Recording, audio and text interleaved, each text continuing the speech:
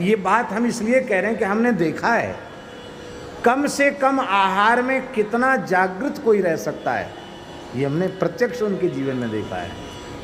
हमारे में वैसा नहीं है, ये अच्छी बात नहीं है, लेकिन जब उनके पद्धति के अनुसार उनके निर्देशन में रह के हम यत्किंचित साधन करते थे, ये बात कहने की नहीं है सभा में, लेकिन ये अनुभव की बात हम कह रहे हैं, शायद किसी को लाभ मिल जाए।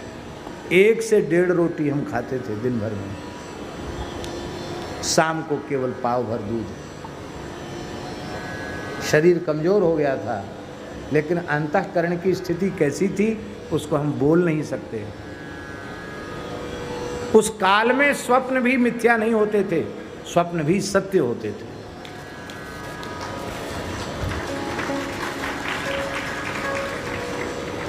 केवल पढ़ी लिखी बात नहीं कह रहे हैं, उस समय 1.5 से 2 घंटे में हमारी नींद पूरी होती थी।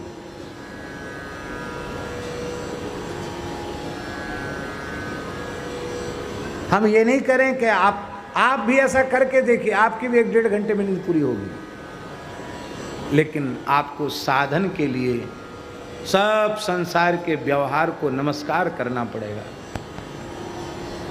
हम लोगों के साथ समस्या यही है, आना जाना, यात्रा, लोगों से मिलना, फिर जो समय व्यासपीठ पर, तो शरीर है।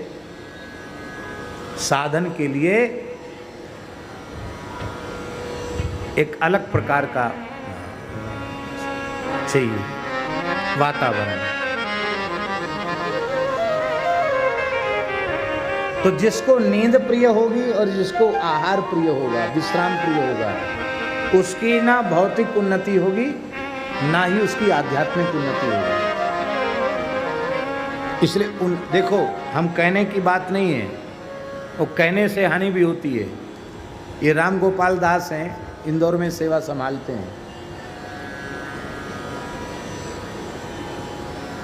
दिन दिन भर इनको न्यायालय में, कचहरी में बैठना पड़ता था, आज भी बैठना पड़ता है,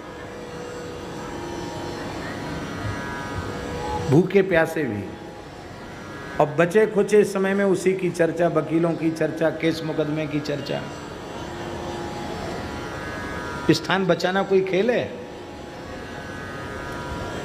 एक दिन हमने इनको इतना फटकारा, कई साल हो गए, मैंने इनको कहा कि भाई देखो, स्थान की सेवा में लगे हो, तुम्हारी व्यक्तिगत कोई सेवा नहीं है, लेकिन ये तो साथ नहीं जाएगा, साथ तो भजन जाएगा। तुम्हारे हाथ में माला नहीं है। और ये रोने लग गए, बोले हम छोड़ के चले जाएं, क्या करें? तो पता नहीं गुस्सा में हमारे मुंह से निकला, 50,000 नाम जप तो करो।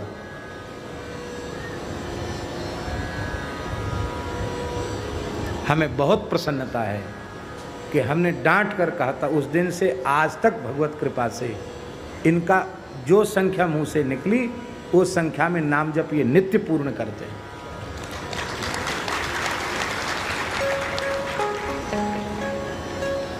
और किस किस को क्या क्या नहीं कह देते हैं कि तुम 6 करोड़ जपो और 9 करोड़ जपो।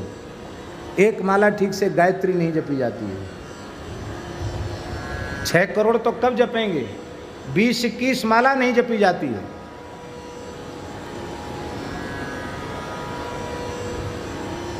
जिसको भजन का निश्चय होगा उसका भजन बन जाएगा किसी भी परिस्थिति में, और जिसके जीवन में भजन का निश्चय ही नहीं है तो लाख बहाने हैं।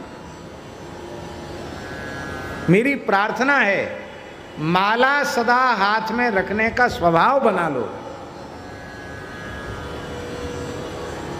माला झोली सदा साथ। देखो गोरेलाल कुंज वाले महाराज जी को देखा कभी बिना माला झोली? बिना शस्त्र का सूरमा लड़त न देखा कोई।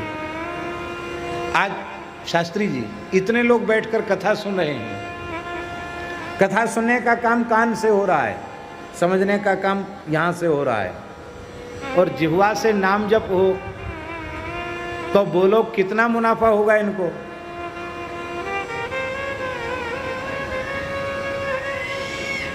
आप बताओ, कथा सुनने में, नाम जप में कोई बाधा पड़ती है? कोई बाधा नहीं। हम तो सच्ची बताओ, कई लोगों का अनुभव है, बोले महाराज कथा में जब बहुत अच्छा हो जाता है। आप चाहेंगे तो कथा में जब होगा, पर हम तो जब अकेले में रहते हैं तो माला हमारी अलग रहती है, और जब आप लोगों के बीच में बैठते हैं तो ऐसे ऐसे करने लग जाते हैं आपको दिखाने के लिए। तो दिखाने से तो कोई काम बनने वाला नहीं है।